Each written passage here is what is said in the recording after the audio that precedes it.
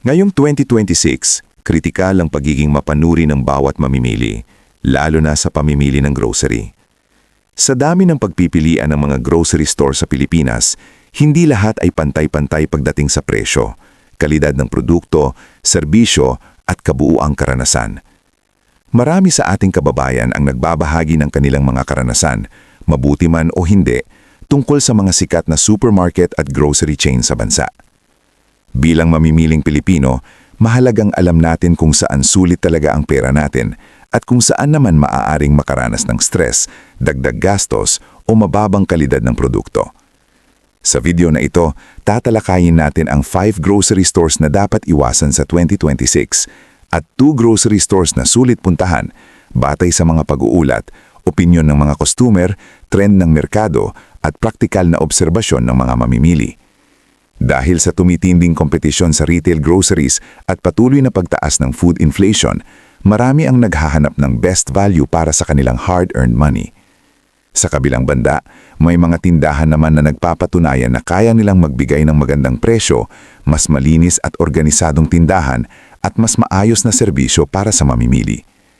Sa susunod na mga talata, i-breakdown natin isa-isa ang mga grocery store na karaniwang nire-report ng mga mamimili na may problema, pati na rin ang mga grocery store na kapupulutan ng tipid at magandang shopping experience. Bago tayo magsimula, sabihin mo sa komento anong grocery store ang madalas mong pinupuntahan upang bumili ng mga produkto.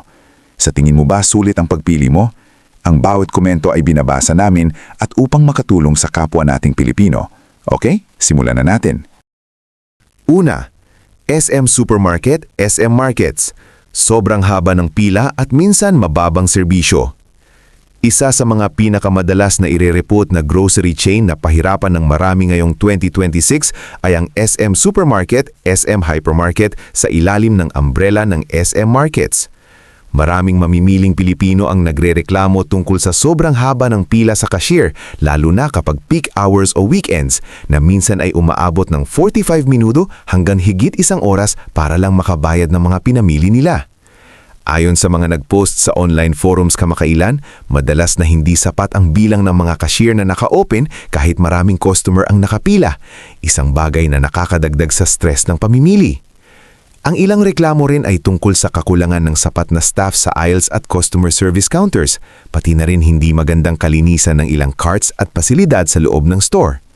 Dahil dito, maraming nagmumungkahi na iwasan muna ang grocery sa SM Markets kung hindi ka nakakapag-adjust ng oras at ayaw mo ng matagal na pila. Bukod sa pila, may mga mamimili rin na nagbanggit ng online grocery app issues kung saan ang items na nakashow as available ay biglang nawawala sa cart ng walang abiso at wala ring follow-up call mula sa store kung hindi available ang item, na nagdudulot ng frustration lalo na kung mayroon kang tight schedule at kailangan mo na agad ang mga groceries. May ilan rin na nagsabi na may natanggap silang mga product na hindi ganoon fresh, tulad ng mga basag na itlog o defected na gulay na hindi nila personal na mapili dahil sa proseso ng online fulfillment. Bagamat hindi lahat ng branch o karanasan ay negatibo at may mga promos at deals sila paminsan-minsan, ang dami ng mga negative feedback at practical na problema na nare-report ng customer ngayong 2026 ay sapat para ito'y maging isang grocery store na maraming pinipiling iwasan muna, lalo na kung stress ang ayaw mo sa pamimili. Pangalawa, Save More Market. Medyo mas mataas ang presyo at limitadong stock. Ang Save More Market, na bahagi rin ng SM Retail Group, ay karaniwang madalas puntahan dahil sa convenience nito, lalo na sa mga maliliit na barangay at kapitbahayan. Ngunit sa kabila ng accessibility, maraming mamimili ang nag-ulat na mas mataas ang presyo ng ilang product kumpara sa ibang grocery stores, lalo na sa mga pangunahing staples at canned goods.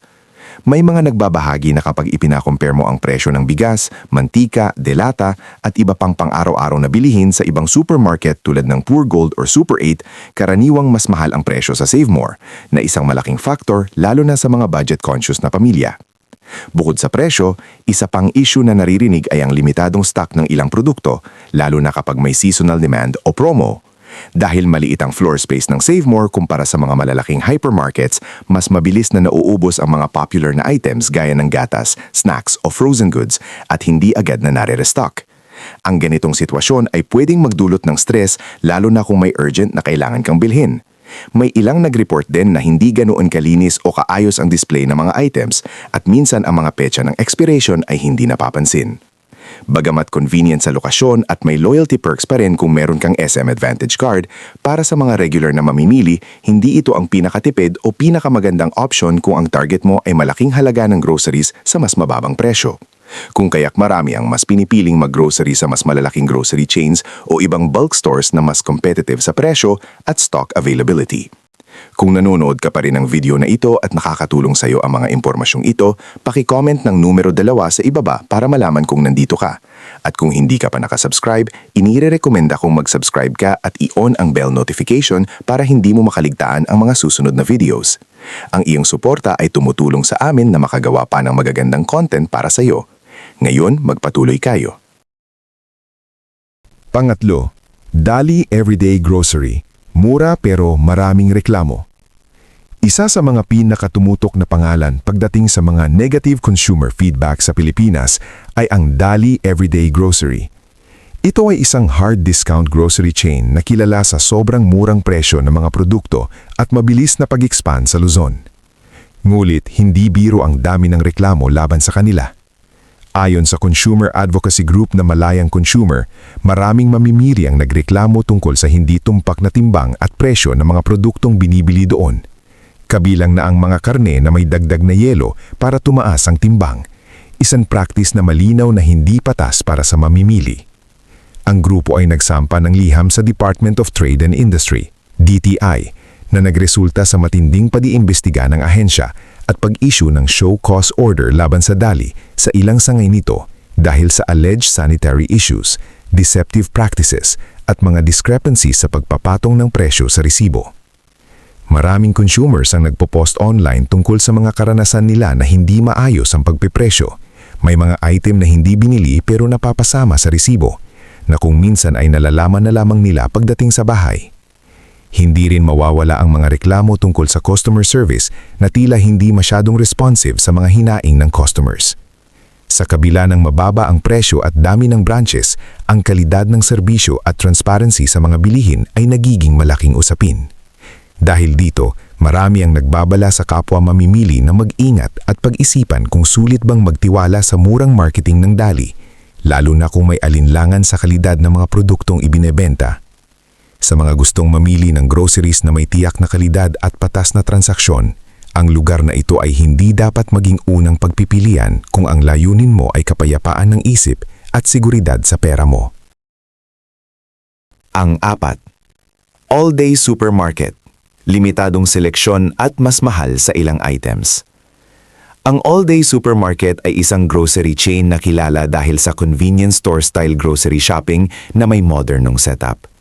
Ngunit para sa ilang mamimiling Pilipino, ito ay hindi gaanong sulit kapag malaki ang bibilhin o kung naghahanap ka ng mas maraming product variety. Isa sa mga pinakamadalas na reklamo ay ang limitadong seleksyon ng mga produkto, lalo na sa mga floor space na hindi kasing laki ng ibang full-scale supermarkets tulad ng Pure Gold o Robinsons. Dahil dito, kung meron kang malaking grocery list, minsan kailangan pang mag-ikot sa iba pang supermarket para makumpleto ang items. Dagdag gastos at oras iyon. Bukod sa seleksyon, may ilang mamimili rin na nakapansin ng mas mataas na presyo sa ilang basic staples at imported goods. Habang ang all-day ay maaaring competitive sa ilang convenience items at quick buys, hindi ito palaging tipid option para sa pangunahing grocery needs tulad ng bigas, mantika, delata at cleaning supplies. Ang ganitong sitwasyon ay lalo pang nagiging impactful lalo na kung budget conscious ka o kung regular ang grocery trips mo para sa pamilya.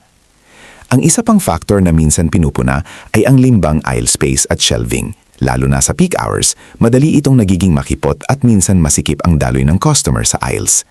Bagamat malinis at modern ang ambience, ang practical na karanasan ng mamimili ay mas importante, lalo na kung araw-araw ang grocery run.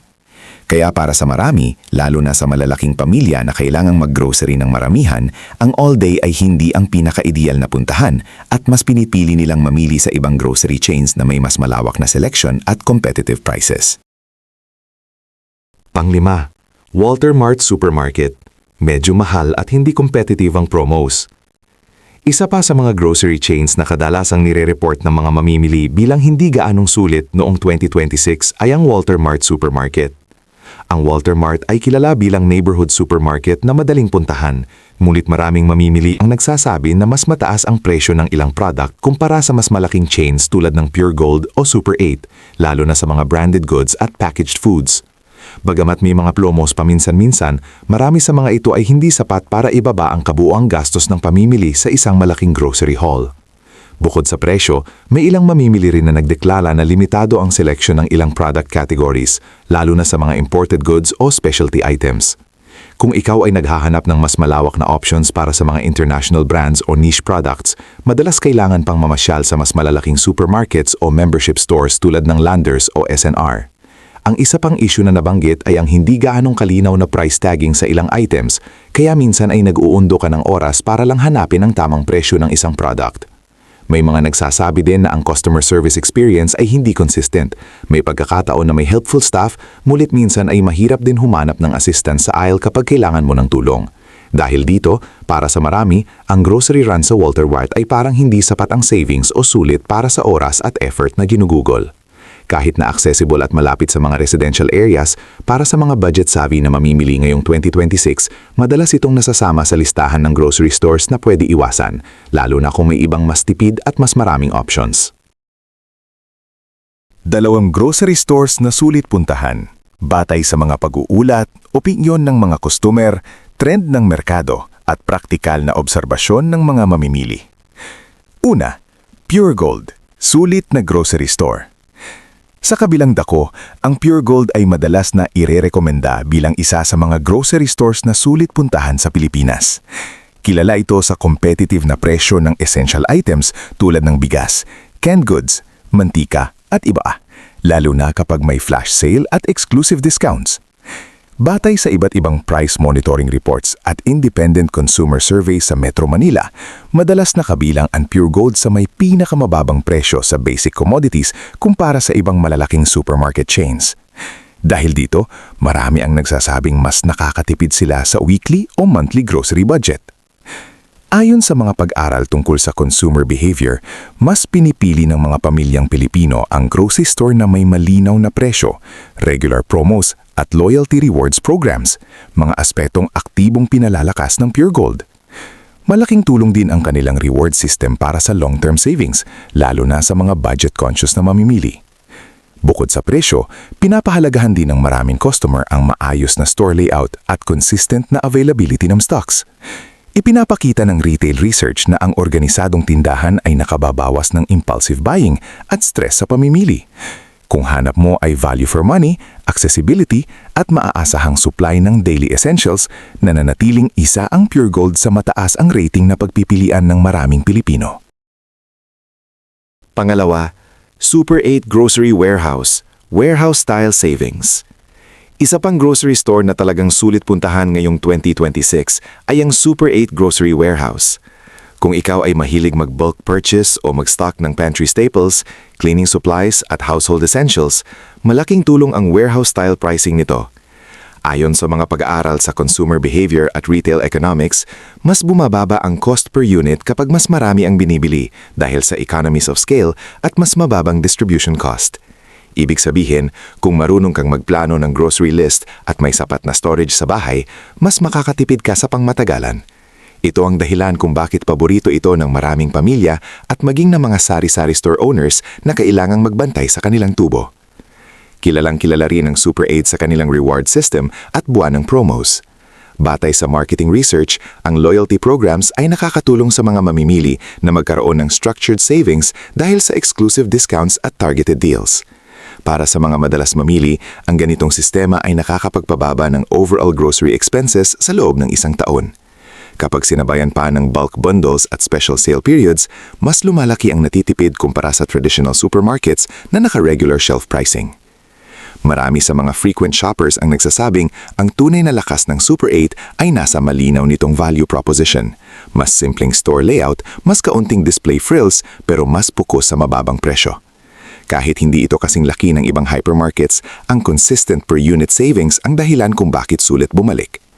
Para sa mga Pilipinong nais mapuno ang kanilang grocery cart na hindi lumalagpas sa budget, ang Super 8 ay isang practical at research-backed na pagpipilian ngayong 2026.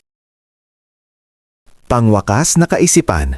Sa huli, ang pagiging mapanuri at maalam sa iyong grocery choices ay isa sa pinakamabisang paraan para masulit ang iyong pera, lalo na ngayong 2026 kung saan patuloy ang pressure ng inflation at tumataas na presyo ng pagkain at mga pangunahing bilihin. Hindi lahat ng sikat na grocery store ay pare-pareho ang performance pagdating sa presyo, serbisyo, stock availability at kabuuang shopping experience. Merong mga chains na popular, ngunit nakakaramdam ng frustration ng marami dahil sa mga practical issues tulad ng sobrang haba ng pila, limitadong stock o mas mataas na presyo para sa mga basic items. Sa kabilang banda, may mga grocery stores gaya ng Pure Gold Price Club at Super 8 Grocery Warehouse na patuloy na napatunayan na sulit puntahan dahil sa kanilang tipid pricing, promos, bulk deals at loyalty programs. Importante ring tandaan na ang grocery strategy ay hindi iisa lang. Maaari mong gamitin ang loyalty cards, price comparison tools at apps para makita kung saan mas mura ang mga produkto bago mag-grocery run. Maaari ring ikonsidera ang paghahati ng listahan mo. Kung biglaan ka lang o maliit lang ang bibilhin, maaaring mas convenient ang ibang grocery store. Pero kung malaking haul o monthly stocking ang target, mas sulit ang pumili ng mga stores na may mas competitive na presyo at mas maraming promo options. Sa pagpili ng grocery store, isaalang-alang ang halaga ng iyong oras, tipid budget at practical na experience. Hindi porket mas malaki at sikat ang store ay mas sulit ito. May mga maliit at hindi gaanong kilalang chains na nag-o-offer ng mas malawak na savings. Sa huli, ang susi ay smart shopping. Hindi lang basta pamimili, kundi pagiging informed, aware sa mga promos, at pagpili ng grocery store na hindi ka lang basta binibigyan ng items, kundi binibigyan ka ng tunay na halaga sa bawat piso mo. Kung nagustuhan mo ang video na ito at nakatulong ito sa iyo, mangyaring i-like, mag-subscribe at i-share. Ang inyong suporta ay tumutulong sa amin na patuloy na gumawa ng magagandang content upang kayo ay mabigyan ng kaalaman at inspirasyon. Salamat sa panonood at inaasahan naming makita kayo sa susunod na video.